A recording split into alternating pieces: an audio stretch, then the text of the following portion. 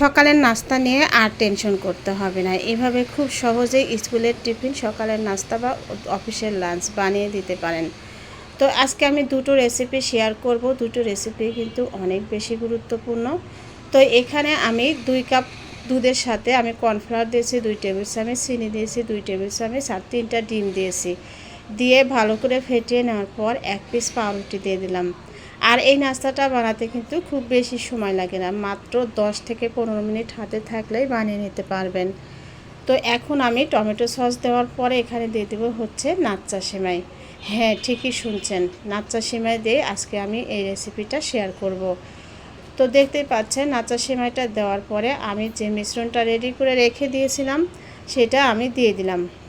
দিয়ে আমি এখানে আরও একটা পাউরুটি দিয়ে দিব। তো আগেরটা যেভাবে আমি রেডি করেছি ঠিক এভাবেই এটাও রেডি করব। তো ধাপে ধাপে কিন্তু আমি এভাবে 4টার মতো পাউরুটি দিয়ে দেব।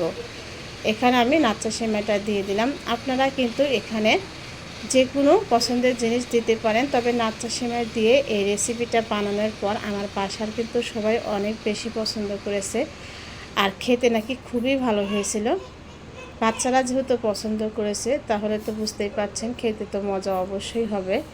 তো এখন দেখেন যে আমি উল্টে পাল্টে এটা ভেজে নেব। এটা কিন্তু বাটার অথবা ঘি দিয়েও ভেজে নিতে পারেন। তো আমি তেল দিয়ে ভেজে নিয়েছি। আর ভাজতে খুব একটা সময় লাগে না, 3 থেকে 4 মিনিটের মধ্যেই কিন্তু ভাজা হয়ে যায়। তো অল্প একটু তেল দিয়ে এটা ভেজে নিয়েছি আমি। এখন কেটে আপনাদেরকে দেখিয়ে দিচ্ছি এর ভিতরটা কতটা সুন্দর আর লোভনীয়। এক কথায় অসাধারণ একটা নাস্তা। আর এই নাস্তাটা যদি বাচ্চাকে স্কুলের টিফিন দেন, বিশ্বাস করেন একটা টিফিনও আপনার কাছে ফেরত এনে দিবে না, একদম মজা করে খেয়ে ফেলবে। তো এই তো আমি এখানে নিয়েছি হচ্ছে কাঠবাদাম। কাঠবাদামটা আমি এখানে যে ব্লেন্ড করে নিব। আর এখানে হাফ লিটার দুধের মধ্যে আমি এখানে দিয়ে দিব হচ্ছে ডিম। আর এটা কিন্তু আমার হাজব্যান্ডের স্পেশাল একটা রেসিপি। এইটা নাকি খেলে শরীরে অনেক বেশি এনার্জি পাওয়া যায়, শক্তি পাওয়া যায়, শরীরটার দুর্বলতাও কেটে যায়। এটা অল্প অল্প করে 2-3 দিন খাওয়া যায় ফ্রিজে রেখে। খুবই উপকারী একটা রেসিপি, বিশেষ করে ভাইয়াদের জন্য এটা কিন্তু স্পেশাল একটা রেসিপি বলতে পারেন। তো এখানে ঘি দিয়ে দিল প্রায় 2 টেবিল চামচের মতো। আর যে ডিমটা ফেটিয়ে রাখলো সেই ডিমটা এর মধ্যে দিয়ে দিল। এখানে 3টা ডিম কিন্তু ইউজ করা হয়েছে। এখন দিয়ে দিল হচ্ছে সেই বাদাম। এখানে কিন্তু আপনারা আরও 2-3 রকমের বাদাম অ্যাড করতে পারেন। এটা তাহলে খেতেও ভালো লাগবে আর অনেক বেশি পুষ্টিও হবে।